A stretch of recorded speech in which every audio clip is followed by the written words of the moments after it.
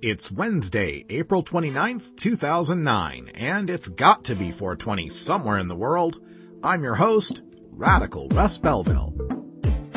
Produced and distributed by the National Organization for the Reform of Marijuana Laws in Washington, D.C., this is your NORML Daily Audio Stash, the growing truth about cannabis.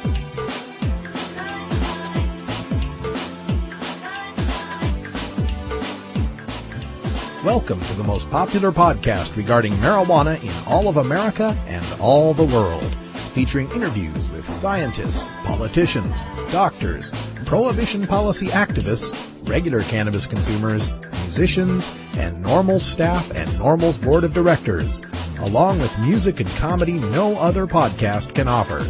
You can always find out more about our show at our website, stash.norml.org, and continue the education and conversation on our blog as well.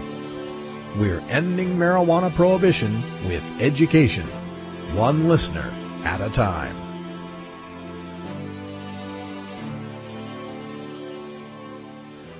The podcasting and blogging technology for the NORML Daily Audio Stash is provided by Red Aphid Interactive Media.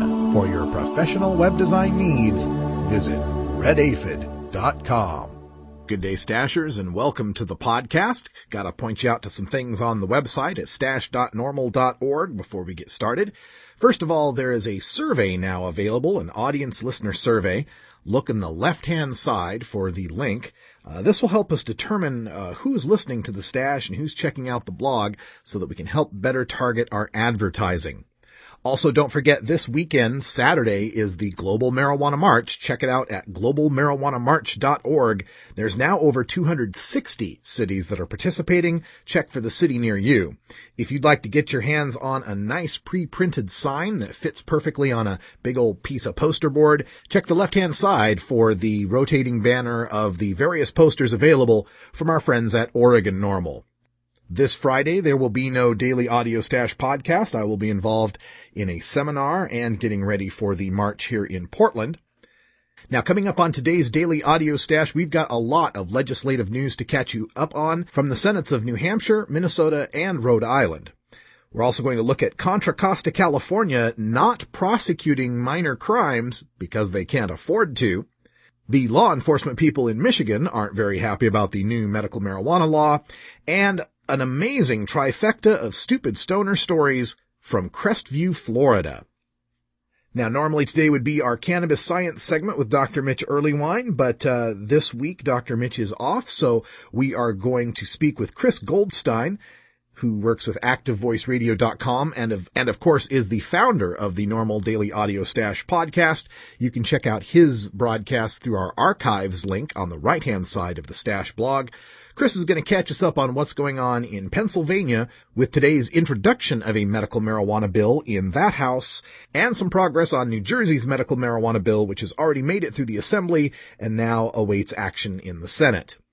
Our Daily Toker Tunes, brought to you by MarijuanaMusicAwards.com, features Reggae Wednesday. We've got Steppin' Razor with a song called Jaw Herb. And the second week of our continuing segment, the California Marijuana Report, produced by Eric Brenner. 3 more days till the Global Marijuana March. Let's take it to the streets. Stand up for your rights and be counted. Stay tuned now and learn more about the fight to end adult marijuana prohibition with your NORML Daily Audio Stash. Hello, I'm Paul Stanford from the Hemp and Cannabis Foundation, or THCF. Medical marijuana is legal in 13 states today, and THCF has clinics in 8 of those states. Our doctors help qualified patients obtain an authorization for medical marijuana in their state. Patients are eligible for medical marijuana with a history of either severe chronic pain and or nausea, cancer, AIDS or HIV, hepatitis, glaucoma, seizure disorders like epilepsy, chronic muscle spasms such as multiple sclerosis or asthma, neurodegenerative diseases such as Alzheimer's, and gastrointestinal disorders like IBS or Crohn's disease. If you or someone you know has one of these conditions, our doctors will help you obtain a permit for medical marijuana. THCF Medical Clinics has offices in Washington State, Oregon, California, Colorado, Hawaii, Nevada, Montana, and now Michigan. Call 1-800-723-0188 or go to the web at hemp.org or 1-800-723-0188.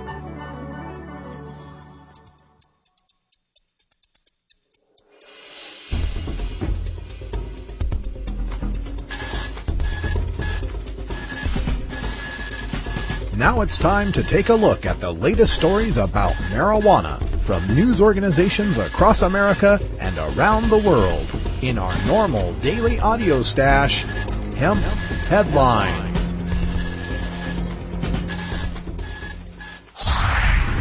Medical marijuana legislation moves forward in 3 United States state legislatures.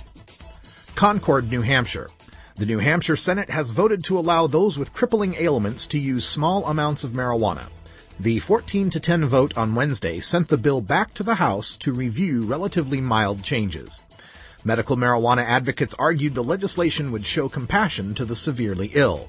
Opponents sided with law enforcement, who said the proposal would invite abuse and be difficult to regulate. The bill would allow severely ill patients or their caregivers to grow and possess 6 marijuana plants and 2 ounces of the drug. It requires doctors to certify a patient has a debilitating medical condition and would benefit from using marijuana. St. Paul, Minnesota. The Minnesota Senate voted 36-28 this afternoon to approve the use of medical marijuana in the state, clearing the way for final passage of the bill and setting up a potential showdown with Governor Tim Pawlenty over the issue. The bill allows cancer and AIDS patients and others suffering from debilitating illnesses to grow up to 12 plants or possess up to 2.5 ounces of marijuana. It also establishes a medical marijuana licensing scheme, providing photo IDs to patients and regulating nonprofit marijuana dispensaries. 13 states currently have medical marijuana laws, and President Obama's administration has recently indicated it would not interfere with state medical marijuana laws. The House has yet to take up the issue, and Pawlenty has said he would side with law enforcement groups in opposing the bill. Providence, Rhode Island. The Rhode Island Senate Wednesday afternoon approved a bill to allow licensed dispensaries, known as compassion centers, to grow and sell marijuana to the estimated 600 patients who currently have the state's blessing to use the drug for medicinal purposes. The vote was 35-2. The bill now moves to the House. A similar bill was passed last year by the House and Senate, but was vetoed by Governor Carcieri. It's so exciting to see all this positive movement in one day, not to mention the Pennsylvania Representative Mark Cohen introducing his medical marijuana bill today, and the Senate of the country of Mexico voting to decriminalize personal possession of small amounts of drugs. The change is happening now, and you can get involved. Visit our Activist Alerts page by going to stash.norml.org and look for the big United States map. Click it, and it will take you to NORML's page, where you can find your state and have easy, clickable email links and phone numbers to contact your legislators. Contra Costa County, California, won't prosecute assaults, thefts, and burglaries due to budget crisis. From the San Francisco Chronicle. Misdemeanors such as assaults, thefts, and burglaries will no longer be prosecuted in Contra Costa County because of budget cuts, the county's top prosecutor said Tuesday. District Attorney Robert Coakley also said that beginning May 4, his office will no longer prosecute felony drug cases involving smaller amounts of narcotics. That means anyone caught with less than a gram of methamphetamine or cocaine, less than half a gram of heroin, and fewer than 5 pills of ecstasy, OxyContin, or Vicodin won't be charged. People who are suspected of misdemeanor drug crimes, break minor traffic laws, shoplift, trespass, or commit misdemeanor vandalism will also be in the clear. Those crimes won't be prosecuted either. The changes are needed to help eliminate a $1.9 million budget deficit in the district attorney's office for this fiscal year. By month's end, 6 deputy district attorneys will be laid off, and 11 more will have to be let go by the end of the year, Coakley said. The County Board of Supervisors originally proposed cutting the office's budget by $4.1 million, but after Coakley argued that such a reduction would hurt his ability to prosecute petty thefts, the board used sales tax revenue to close the gap. Coakley said prosecutors will still consider charging suspects with certain misdemeanors, including domestic violence, driving under the influence, firearms offenses, vehicular manslaughter, sex crimes, and assault with a deadly weapon. Marijuana is already decriminalized in California, so Contra Costa isn't using resources to prosecute marijuana. I'm also personally glad to see personal possession of other drugs no longer taking up police and prosecutorial resources. But to let crimes with actual victims, people who were beaten and stolen from, to go unprosecuted is unacceptable. Why not just legalize the marijuana and tax it so you can raise the money to bust vandals, shoplifters, bad drivers, trespassers, thieves, burglars, and violent people? The California Board of Equalization has already said Assemblyman Tom Amiano's Assembly Bill 390, the proposal to legalize marijuana in California, would raise $1.3 billion statewide, and we think it's closer to about $2.5 billion. Not to mention all the ancillary jobs and industries and tourism that would be generated. Trust me, California, you'd much rather have pot tourists than thieves and vandals. Michigan's medical marijuana law angers law enforcement. The negative feelings of local police toward Michigan's new medical marijuana law are not shared by the state's residents, however, where the law was approved by 63% of the voters. Howell Police Chief George Bassar is an outspoken critic of the law, believing supporters of the law appealed to people's emotions, tugging on their heartstrings when evidence was shown it helped people in pain with chronic medical conditions. Silly voters, choosing to help people with pain and disability, instead of allowing Chief Bassar to just arrest them and lock them up. Residents bought into the media message that, quote, "If it makes a patient feel better, okay," end quote, said Bassar. Police Chief Bassar believes there are other legal remedies available for pain and that allowing medical marijuana to be used for pain is a mistake. Yeah, Chief Bassar came to these conclusions after all the medical training he received at the police academy.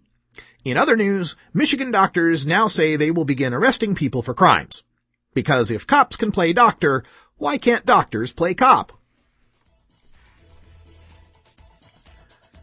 People in pain with debilitating conditions that can only be relieved by medical marijuana strongly disagree. Michigan patients suffering from such diseases as diabetes, cancer, hepatitis C, and Crohn's disease report that marijuana alleviates the pain, nausea, and eases inflammation, allowing them to engage in a more normal life without the dangerous side effects from many prescription opiates. Yes, that's all true, but can't you see how difficult they're making Chief Bassar's job? Now, instead of automatically locking up anyone caught with a micro speck of cannabis, Chief Bassar actually has to do some investigation to determine if the marijuana is criminal. Livingston County Undersheriff Michael Murphy is upset that people caught with 2.6 ounces of pot, with the law allowing 2.5 ounces, may not spend any time in jail for their crime. He intends to send any discovered cache of pot to the lab for testing and weighing, and intends to bring charges if it exceeds the legal amount of 2.5 ounces, even by a tiny fraction of an ounce. You go right ahead, Sheriff Murphy. I'm sure the citizens who passed medical marijuana in every single county won't mind their tax dollars spent on the investigation and prosecution of a sick person with a milligram too much marijuana.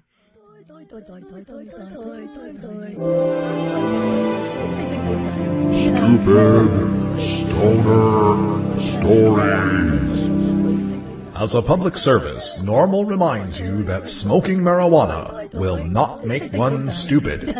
However, some stupid people do smoke marijuana. Don't be one of those stoners that make the rest of us look bad. Learn your lesson from today's Stupid Stoner Story. Man to Police. You missed it. I've sold all my weed. What the hell is going on in Crestview, Florida? Are they running some sort of blabber to the police special I haven't heard about? Is there some sort of mad cow disease running rampant among the young? Have evil scientists secretly created bud hybrids that make you extra stupid? The following 3 stories all took place in Crestview, Florida, all in the past week. Police executing a search warrant were told by the suspect they had, quote, missed it, end quote, and he had just sold all his marijuana, according to a Crestview Police Department arrest report. When officers stopped Justin Ray Smith, age 19, on April 17th, he said he had sold, quote, somewhere between 1 and 3 pounds about 6 hours ago, end quote, the report said. They recovered about $2,700, of which $1,100 was from that sale, Smith told officers, according to the report. Smith also said he had several baggies of marijuana in his room, and he owned a digital scale. Officers also found a black duffel bag that Smith told officers had held 3.5 pounds of marijuana. He was charged with felony possession with intent to distribute and possession of drug paraphernalia. Wait, they stopped Smith? That doesn't sound like executing a search warrant. That sounds like pulling someone over in a traffic stop, a cop asking, Smells funny. Got weed? and a damn fool saying, nah, I just sold it, which then leads to a search warrant. Well, there's a 5-year, $5,000 loss of voting rights felony record lesson to learn. After pulling over a driver known not to have a valid license, a Crestview Police Department officer noticed that both the driver and the passenger appeared, quote, very nervous, end quote. When the officer asked them if they had anything in the vehicle like weapons or drugs, the driver, Kendall J. Watkins, said he had marijuana. The 21-year-old Crestview man then began pulling baggies of marijuana out of his pockets and the groin area of his pants, according to his arrest report. He was charged with felony possession of marijuana with intent to sell. So, you're going to go out with trousers full of separately packaged doobage, driving a car while you don't have a valid license. Please tell me your passenger didn't have a license, lest I have to browbeat you for not making him or her drive. Not much you could have done here. The police would have taken him in for the driving without a license and found the weed anyway. But that doesn't mean you make the policeman's job easier. Shut up and refuse a search. You don't get any more busted when the cops find the weed you never mentioned. And despite what they say, it won't go easier on you if you hand them over evidence and confess to crimes. Easier for them, sure. Cha-ching! 5 years, $5,000. Next! Crestview police arrested a man recently when he stepped out of a car covered in marijuana residue. Upon further investigation, they also found baggies packaged for sale, an April 17th police report said. The driver of the car told officers that his passenger, James Knight, had to have brought the noxious herb into the car. Quote, James must have had the marijuana with him, otherwise I wouldn't have given him a ride, end quote, the man told officers, according to the incident report. Knight, age 30, was charged with possession of marijuana with intent to distribute, resisting arrest, and possession of less than 20 grams of marijuana. Covered in marijuana residue? What, were you rolling a joint on the dashboard and hit a bump? What the hell is going on in Crestview, Florida? Please, Northwest Floridians, send me an email at chapters@normal.org and let's get you a NORML chapter to start educating these people about their rights.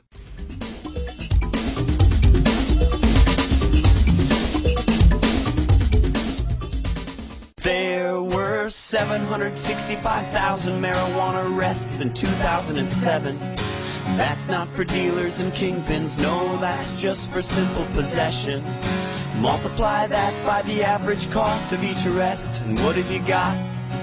$7.6 billion spent on people just smoking some pot. That's enough money to buy health insurance for every child that needs it. That's enough cash to adopt every stray dog and enough left over to feed it. Mr. Obama, I kinda wrote this song for you.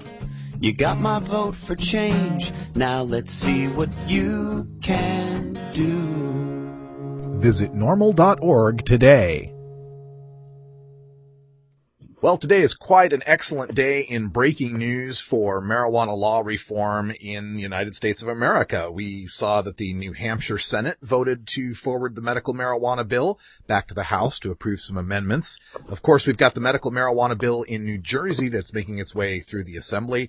And today, Pennsylvania introduced their medical marijuana bill. And here to talk to us about it is the founder of the Daily Audio Stash and active voice radio host, Chris Goldstein. Chris, welcome back to the Stash. Great to speak with you as always, Rob. Well, I already posted the news story, and your name even got mentioned in the news story as attending this news conference with Representative Cohen. Tell our listeners a little bit about how it went down. Well, it really went wonderfully today. Representative Cohen is the main sponsor of the bill. He's also the chairman of the House Democratic Caucus in the Pennsylvania legislature, second most senior legislator in the House. And he really knows everybody around. He called the press conference today, and the Harrisburg press pool is known as being pretty conservative. But they came out in droves for our press conference today on medical marijuana. Got a lot of good questions from the newspaper, television, and radio reporters there. The press conference itself, Mr. Cohen made some extremely strong statements about medical marijuana. He has really educated himself quite well on the topic. He put the issue of patient suffering forward, and really address the topic in a wonderful manner. It's rare that you see a legislator so well schooled on the topic, especially on the East Coast. That's good to hear. I also noticed in the news story how patients had turned out to discuss these things with the legislators.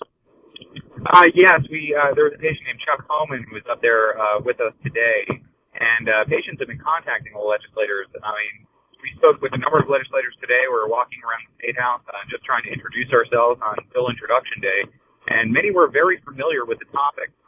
Everybody knew about medical marijuana today in the Pennsylvania State House, and that is certainly a new thing here for the Commonwealth. That's excellent. Now, let's get to the particulars. What's the bill number, and how can people listening help to get it passed?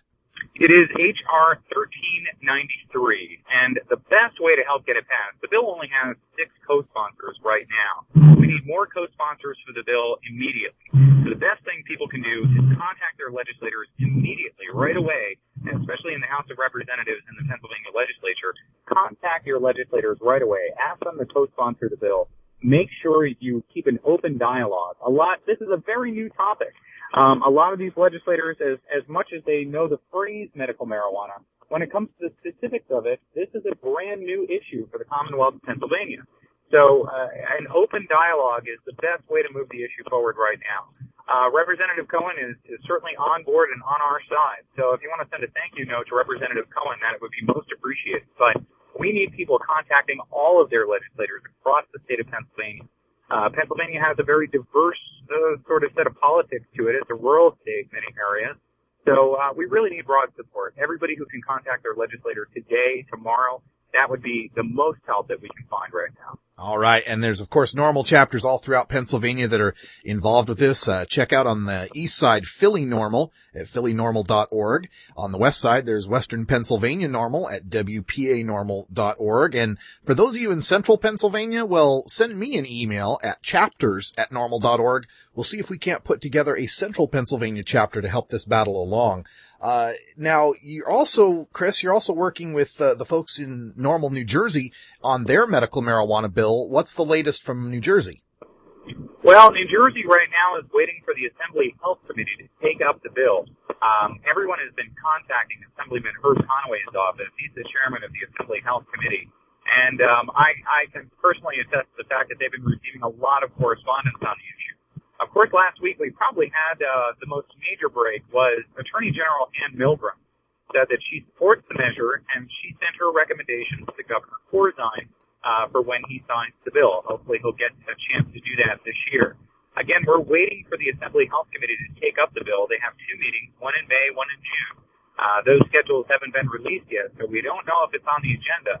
But right now, the activists in New Jersey and the advocates in New Jersey and the patients themselves are really, asking Dr. Conway, who's also a physician as well as an assemblyman, to post this bill to the Assembly Health Committee, let the Health Committee consider it, and forward it on to the full Assembly. On Sunday, the Courier Post, the main newspaper in southern New Jersey, had one of the strongest editorial board opinions in favor of a medical marijuana bill I've ever seen. And they called on the Assembly to put politics aside and put the patients first and pass this bill. So, people wanting to get involved in New Jersey, we've got the NORML New Jersey chapter out there, NORMLNJ.org. You can get some more information and help there. And of course, contact your New Jersey assemblyman and have them support this bill. Chris, you mentioned how this is kind of, a new subject for the legislators out in Pennsylvania and New Jersey. To what do you attribute this new interest in the medical marijuana legislation? Are the legislators coming around, or are the people demanding it? I think it's a little bit of both. What you see in Pennsylvania is one legislator, Mark B. Cohen, has really, again, he's educated himself quite finely on this topic. He also sees it as a viable tax revenue source moving forward in the future, taxes on medical marijuana as well. Not the case in New Jersey, where they've had to consider this bill for over 4 years. They may act like it's a new thing when you talk to them on the phone or something like that, but the legislators in New Jersey have known about this for quite some time. There were a couple high-profile committee hearings, one in 2006, which was an exploratory hearing with Montel Williams. That was standing room only and certainly made a lot of news. The bill itself is pretty well known in New Jersey. The New Jersey legislators, I think, know a fair amount about medical marijuana. Pennsylvania, not so much. This is the first time that they've been able to seriously consider a medical marijuana bill in the Commonwealth of Pennsylvania. So it truly is a new thing. Legislators, of course, there are some who are on board. And again, Mark Cohen, his own inspiration to do this is quite commendable. But as far as the people, well, in 2006, we saw a very strong poll in Pennsylvania with 73% in favor of medical marijuana access. Interesting enough, that poll was done during a race between Rick Santorum. I don't know if you remember him. He's no longer in Congress. But it was a poll done during Rick Santorum's race, so it kind of weighted towards Republicans. So even with 47% of the respondents or something like that being in the poll, you saw 73% in favor of medical marijuana access. So I think that speaks very strongly to what's happening in Pennsylvania. And of course, Russ, today, the big news, national news. Senator Arlen Specter is now a Democrat. Yeah. We saw Senator Specter last year in 2008 tell the Philadelphia Daily News that he would, quote, smoke medical marijuana, close quote, if there were a state-authorized program in Pennsylvania. And we're hoping that the Senate's newest Democrat will have that ability once we get a bill passed here in Pennsylvania. Yeah, I noted that news yesterday, too, as a big sea change in national politics and also, part of Specter's statements was he was saying that he had so much work to do with National Institutes of Health and guaranteeing scientific research would go on in medical treatment. So I think that can only bode well for medical marijuana, don't you think? Oh, most definitely. And the sponsor of this bill, again, he is the House Democratic Caucus chair. I'm sure that Mr. Cohen, in order for Mr. Specter to get elected as a Democrat in Pennsylvania, he's going to have strong support from the Democratic Party in Pennsylvania. And Mr. Cohen, the gentleman who sponsored this bill and introduced it today, is a major player in that regard. So I think that the issue is very strong in Pennsylvania. It's a matter of education, just like it is everywhere else. And now that the bill's been introduced in the Commonwealth, I hope that will spur patients to step forward. It really is, and again, Russ, it really is superhuman courage on the part of patients who are willing to testify in front of legislators. But I hope that... Oh, no. Well, I was afraid that cell phone connection might get lost, and it apparently has. No, wait, I do believe we're getting him back on the line. Chris, are you there? I am here, yes. Signals, I'm driving back from Harrisburg right now, as a matter of fact, and some areas of rural Pennsylvania, there aren't too many cell phones out. There it is. I guess those big Verizon guys aren't following you around out there, huh? Well, I'll tell you what, once cows start getting cell phones, I think it's going to be a bigger priority out here in Western PA.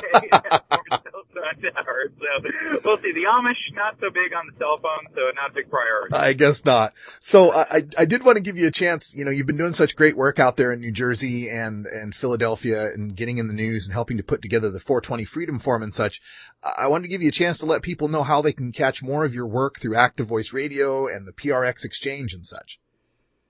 Oh, most definitely. If folks are interested in tuning in to Active Voice Radio, it's on the air in Santa Fe, New Mexico, KSFR 101.1 FM. That's on 14 translators throughout the state. You can hear it all across New Mexico, parts of Colorado, Texas, and Arizona. I'm also frequently licensed by Yellowstone Public Radio, so if you happen to be in Yellowstone National Park and in the areas of Montana, you'll hear the program as well.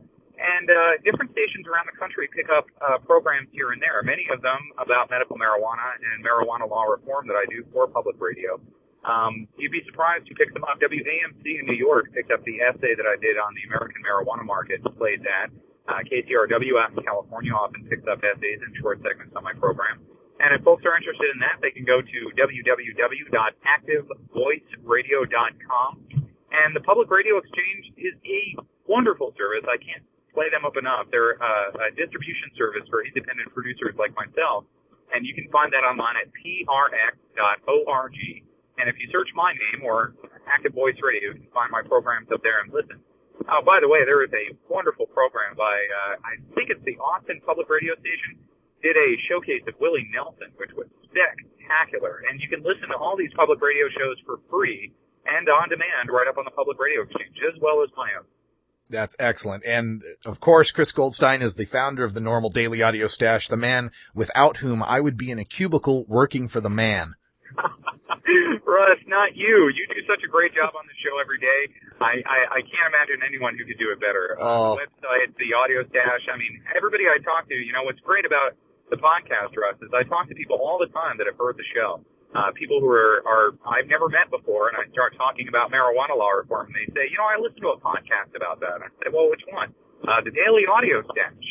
So it really reaches a lot of people, especially in these areas like the East Coast, Russ. A lot of people listen out here. I know you know that too, but our listeners are a really big part of this reform effort. And if you're tuning into the Audio Stash and getting educated with this program every day, you've got all the skills to go talk to your legislator, to go talk to the public. You've got all the knowledge to go out there and be an independent civilian activist as well. So we encourage you not just to listen, but to talk too. Get active out there. Don't be a passive listener. Be an active. Yep. Be highly motivated and dedicated to get marijuana regulated. That's what I always say. And most definitely. Yeah. Most definitely. And it's right too. You got, the nice thing about lobbying for marijuana law reform is that we've got truth, facts, justice, and law on our side here. We just have to make sure that everybody else starts to understand that. Oh, Chris, thanks. Oh, go ahead. Oh, well, it's very true. I mean, what I find out there, especially, in days like today where you're interacting with legislative staffers and legislators and sort of folks hanging around the State House, they want to talk about marijuana. They want to talk about medical marijuana especially. It's just starting that conversation. I mean, it's understandable that a lot of people are, Russ, we've seen almost 100 years of oppression at gunpoint at this, and fear is not unfounded. But fear has been conquered in other movements, and it is being conquered in this one right now. So we're seeing that happen in places like Pennsylvania. It really is. It's very heartwarming. It's almost indescribable. The emotion that I feel on a day like today, where you have New Jersey moving very quickly forward. You have Pennsylvania introducing this bill. People are talking about it. This is a rare thing for the East Coast, and I'll tell you, it is very heartening for me on a day like today. Yeah, it makes it all worthwhile. Thank you so much for Chris for joining us here on the Stash and giving us the East Coast perspective. We'll be back in touch as the news warrants. Righto. Well, thank you very much, Russ, and everyone on the Audio Stash. Have a wonderful day. All right, and enjoy that marijuana march this weekend. Oh, indeed. Yes, that's right. On Saturday, Broad and South, the Global Marijuana March. We'll be out there for sure. Yeah, and that's Philadelphia's? It is Philadelphia, Broad and South. We're meeting at 4 o'clock at the corner of Broad and South. Our permit allows us to walk up South Street and then make the turn onto Head House Square. We have Head House Square until 6:30 p.m. I was out canvassing businesses on South Street, asking them to put up flyers. Nothing but support. There was a great guy. He runs a cheesesteak place. He's an Italian man in his 60s. He was wearing an Obama baseball hat. When I walked in, he said, "Legalize marijuana?" Yes. And then he goes to all of his patrons. He goes, "What do you guys think about legalizing marijuana?" Everybody shouts, "Yay!" We're talking about, Italian weightlifters, African-American gangster rapper types. And it was a really cool feeling. And he took up 3 posters and put them in his front window there at 5th and South. So on par, that was the reaction I got the other day. So people really want to talk about it here. Excellent. Well, have fun this weekend. And again, we'll talk to you another time. Thank you very much, Russ. Talk to you very soon. It's tough talking to kids about marijuana. especially if you might be a parent who dabbled a time or two in your youth. So to help you out, get your copy of Dr. Mitch Earlywine's latest book, A Parent's Guide to Marijuana. Dr. Earlywine is an associate professor of psychology at the State University of New York at Albany and an expert on the studies concerning marijuana, its effect on health and society, and the methodology behind the statistics. He is a frequent guest here on our daily audio stash. Dr. Earlywine lays it all out without the propaganda and scare tactics that parents know won't work with teenagers. He presents a rational understanding of cannabis, what it is and what it isn't, and why kids shouldn't be using marijuana. You can order today through Amazon.com or check our links at our blog, stash.normal.org.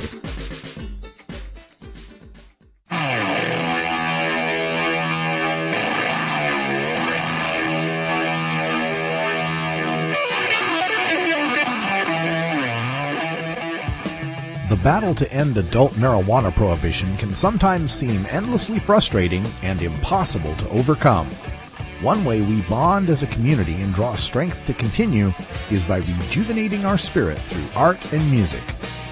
The Marijuana Music Awards exist to recognize those sonic artists in all genres of music who feature a ganja-friendly message to motivate and inspire all the cannabis community.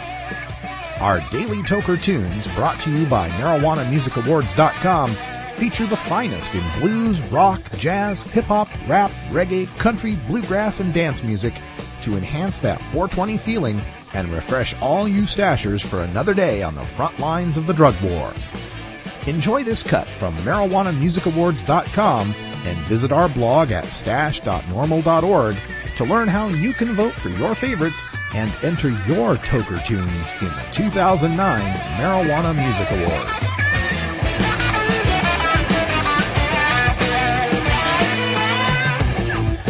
Enjoy Ja Herb by Steppin' Razor this Reggae Wednesday, nominated in 2009's Marijuana Music Awards. Steppin' Razor's music is a blend of conscious roots rock reggae inspired by positive vibrations. Their music is new while remaining familiar with classic revolutionary lyrics. The band have performed numerous gigs, including at many of the legendary stages in Philadelphia. Having recently released their new CD, Gold in Rule, Steppin' Razor's next chapter is unfolding. The band have a renewed sense of confidence and are looking forward to continued steady growth. They are already working on their next album. To keep updated about the band, check out SteppinRazorBand.com or myspace.com/SteppinRazorReggaeBand. And this is Steppin' Razor with Ja Herb.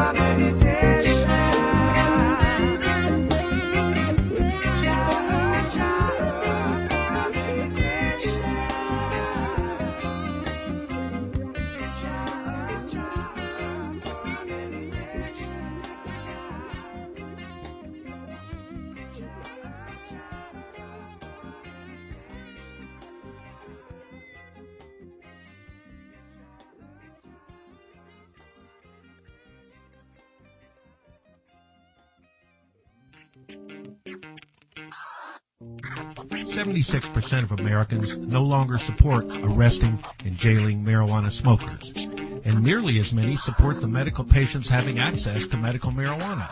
And over 80% of our citizens now believe the war on drugs is an ineffective failure. So the question is, when will the government's misguided war on adult marijuana smokers finally end? When? Simple. When you and your like-minded friends, family, and coworkers get involved with an organization such as the National Organization for the Reform of Marijuana Laws, also known as NORML. My name is Keith Stropp, and I founded the organization in 1970. Contact us at NORML, toll-free, 888-67-NORML, or by visiting the organization's up-to-date webpage at www.norml.org.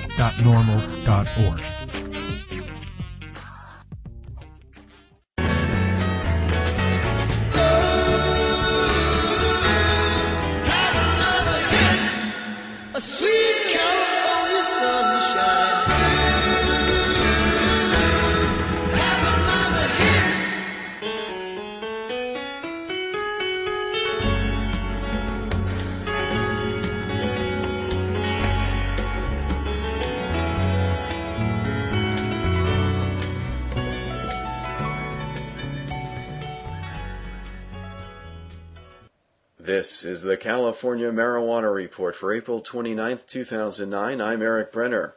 This week on the California Marijuana Report, a spotlight on Mendocino County. Victory in the courtroom for 2 Mendocino marijuana defendants. Dr. Mike Baldwin speaks about the change in Mendocino County law enforcement and how it's impacting marijuana users. And in our California Marijuana Music segment, we hear from High Flying Bird, Gene Clark.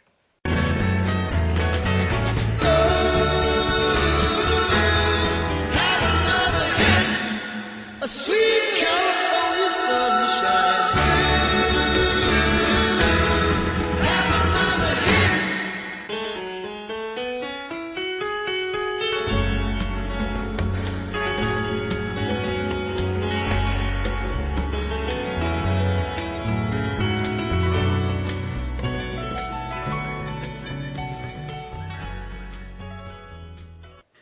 2 Mendocino County men and their legal team are celebrating a stunning April 3rd courtroom victory.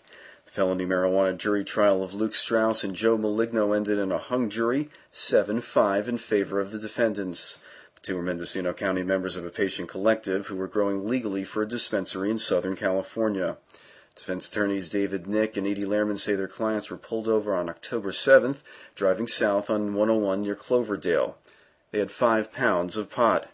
The Drug Enforcement Agency assisted the Sonoma County Sheriff's Office in the arrest, which led to the search of their homes in Redwood Valley, where approximately 400 pounds of marijuana were seized.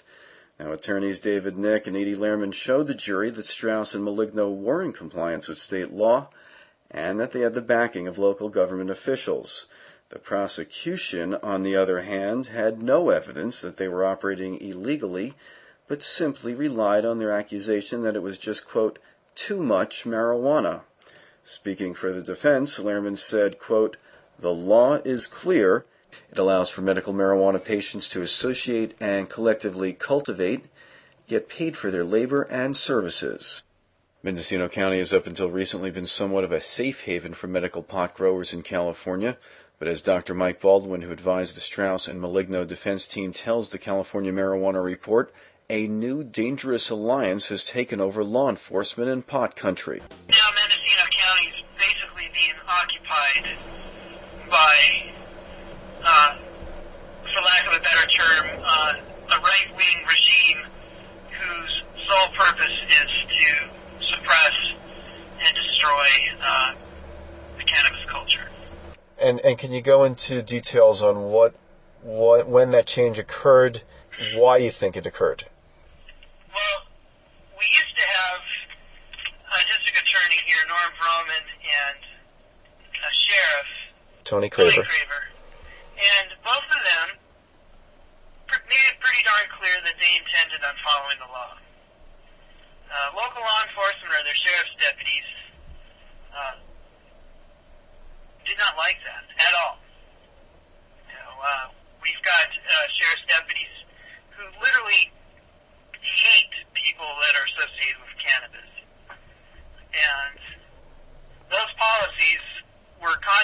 to their hate.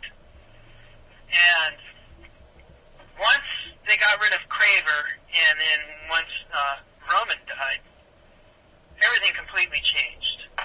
It first began to change after they got rid of Craver. Once they got rid of Craver, the arrests immediately started. Then they escalated, and they continued to escalate more and more. And in the process, law enforcement and the district attorneys also got addicted to the forfeiture funds. And the forfeiture increased dramatically. I believe last year, Lintot reported on forfeiting $2.1 million worth of assets. And this addiction for money and their hate for cannabis has driven them to a point where one person, Pebbles Trippett, I believe, estimated that 1 out of 33 people in this county have now been arrested or under investigation for cannabis-related offenses. And now, from what we understand, however I haven't confirmed it, that their budget for helicopter flyovers has quadrupled for this year. This war is escalating dramatically.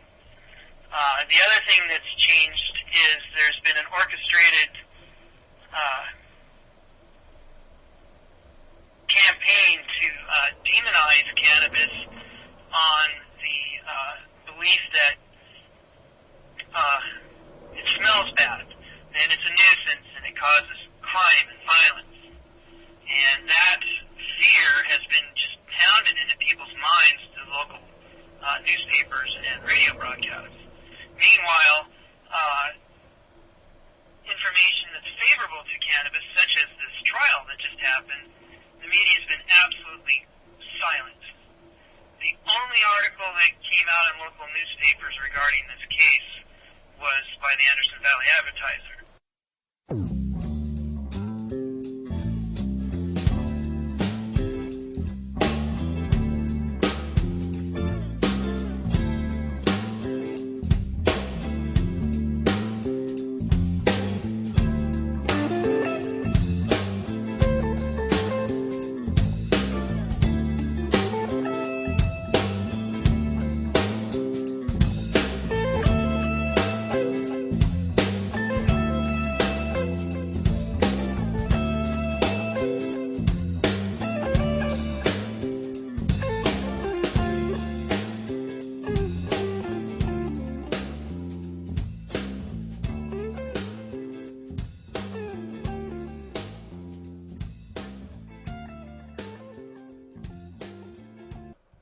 And now, medical marijuana growers in Mendocino County who go over the so-called approved limit may be charged with the cost of destroying the excess plants.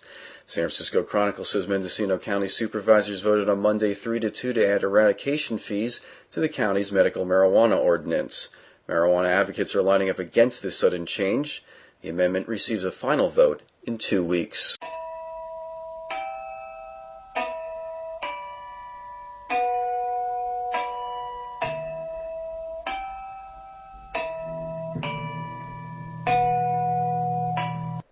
And now for some California marijuana music. This week we spotlight Gene Clark of the Byrds.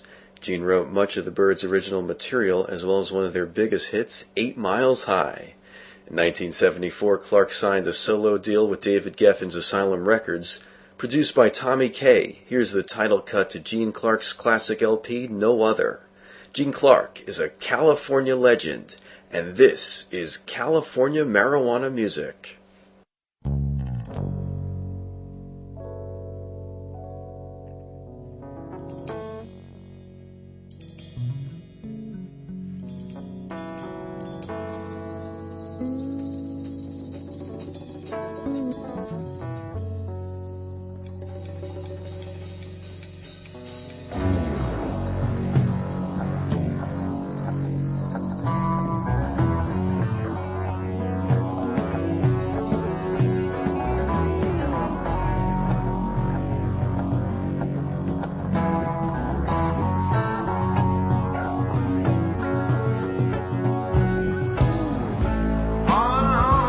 You say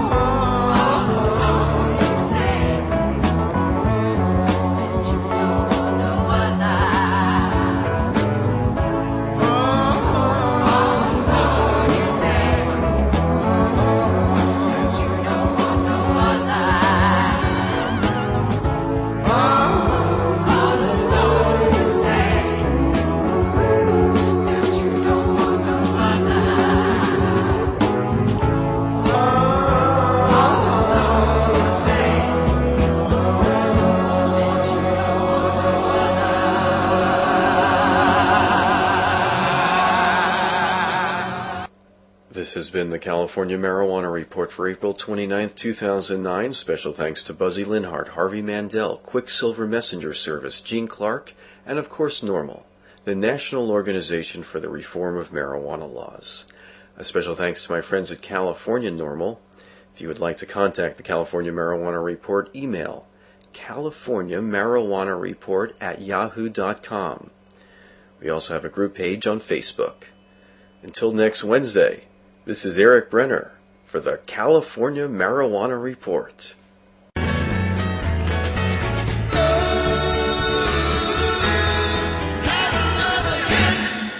A sweet California sunshine. Have another hit.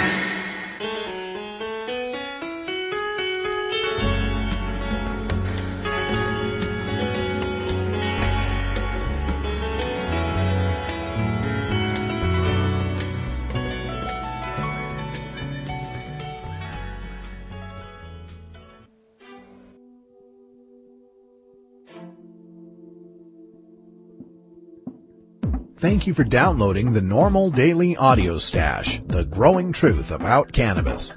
We are produced by the National Organization for the Reform of Marijuana Laws in Washington, D.C. Our executive producer is Alan St. Pierre, our deputy director is Paul Armentano, our webmaster is Brian Judy, and web production is provided by Red Aphid Interactive Media. As always, you can catch up on the latest information about marijuana at www.norml.org, and you can interact and download from our Audio Stash blog at stash.norml.org.